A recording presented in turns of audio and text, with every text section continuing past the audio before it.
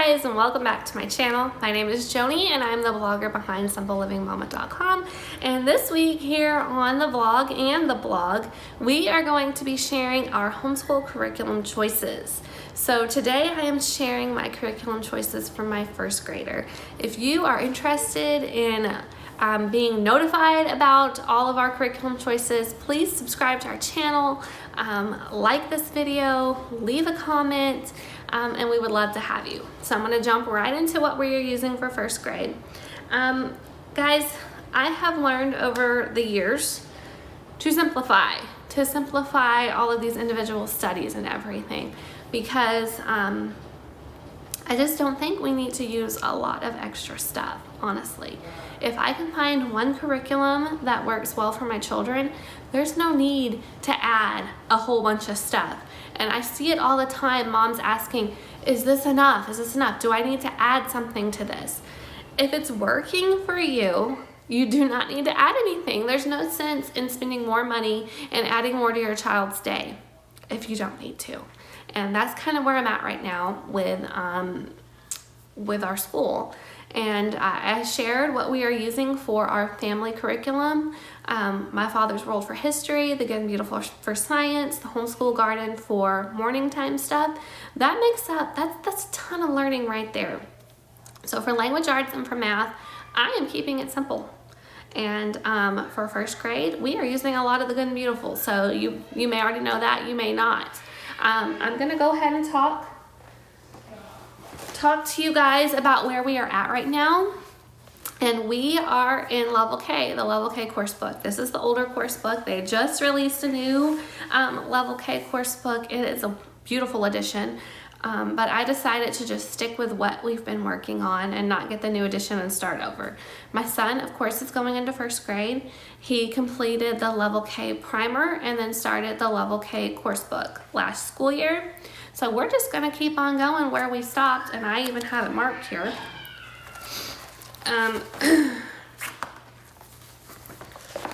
We stopped right here on page 69, right where he's going to be starting the Level K reader. And you know what? I'm fine with that. We use this, you know, for first grade, I don't really do spelling, and I've talked about that before. So we're not practicing the spelling words in here. But you know, I use this for everything else. Language arts, grammar, reading, all of that stuff. So he is going to be completing Level K, and then I do have Level 1 for him to start on. Once again, the Good and Beautiful just released a brand new Level 1. I'm super excited to use the new editions with my younger children. I don't know where we're gonna stand, where I'm gonna stand once we finish this. I may go ahead and get the new edition, because it really does solve a lot of issues that I had with the older edition with my older children. I don't know, but he is going to move into Level 1. I imagine that he's probably going to get through this pretty quickly, because he is a very fast learner. And I did talk a little bit about in my end of year review video that I do kind of wish that I had bridged the gap between Level K primer and Level K with Teach Your Child to Read and 100 Easy Lessons. And I've tried a few of those lessons with him, and he's still not into it. So I'm gonna start this again, see where he is. His reading has picked up like a ton without me even really having to do anything. So we might not have to do anything else. And like I was talking about in the beginning of this video, if I don't have to bring in anything else, then I'm fine with that. I don't feel like I need to pile on the work, you know, if this is gonna work for us. I did get the beginner books from the Good and the Beautiful to go along with these things. And I do think that those are helpful as well. So he will be using the Good and the Beautiful Level K, the beginner books, and then the Good and the Beautiful Level 1 for language arts. Here is the old Level K reader. So he's gonna start on this, working through this for his reading. And then since we are using My Father's World, Creation to the Greeks, and we're starting you know, with the Old Testament and everything, he kind of wants to get in on that. So I still have the Bible reader from My Father's World first grade from my oldest, and I was thinking that, you know, especially when we're studying creation and everything, that maybe he could read some of this as well, and we'll just do it very informally, like sit down and read it together. So I really did enjoy the Bible reader from My Father's World first grade, and instead of buying him a Bible notebook, you know, that you would get with My Father's World first grade, I think I might just make him a notebook that he can illustrate after he reads one of his Bible stories, and that will be, you know, just something that he does along with us.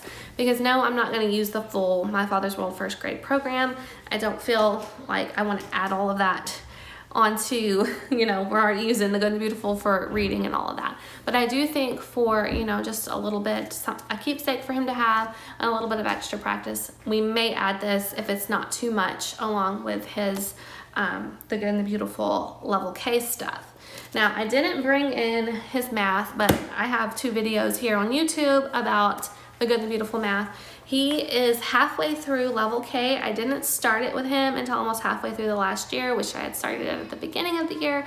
So he's gonna pick up with this part 2 of level K math for the beginning of first grade, and then he's going to move into level 1 math whenever he finishes that book. So he's using the Good and Beautiful for most things. Also, he is going to be finishing up his level K handwriting from the Good and Beautiful and moving into level 1 handwriting from the Good and Beautiful. His devotional, what I read to him in the mornings or sometimes at night, is just this little boy's Bible storybook. It's super cute. I do this with both of my little boys. And it says for mothers and sons, and we really love it. So, you know what? That's pretty much it for first grade. Like I said, I'm not adding in a ton of things. We're using the Good and Beautiful for most everything. He'll sit in with us for science. He'll sit in with us for history. I don't really intend for him to do anything that we're doing in history, which is why I've kind of mentioned that Bible reader and having him complete his own Bible notebook. But, you know, he does all of that with us, as well as all of our morning time stuff from the homeschool garden. So super simple year for him. And yeah, extracurriculars, totally forgot about this. Extracurriculars, he is going to be starting Boy Scouts this year with my older son. We've done Boy Scouts for several years now, and he's now old enough that he can be in Scouts himself, and he's excited about that. He's my more adventurous outdoorsman little boy, so he's really excited about that. And we do usually participate in Awana. I am thinking about whether or not I want to do that this year, because the memorization of all those extra verses plus everything we're trying to do in homeschool, I don't know, I feel like maybe it's going to be way too much for the kids, and we might try to do some sort of other church activity. I'm not really sure 100% what we're going to do with that yet. We'll just have to play it by ear and see. But yeah, that's all. That is all for our first grade homeschool curriculum choices. If you like this video, please subscribe, give us a like, leave a comment, tell me what are you using for your first grader, and I will talk to you guys later.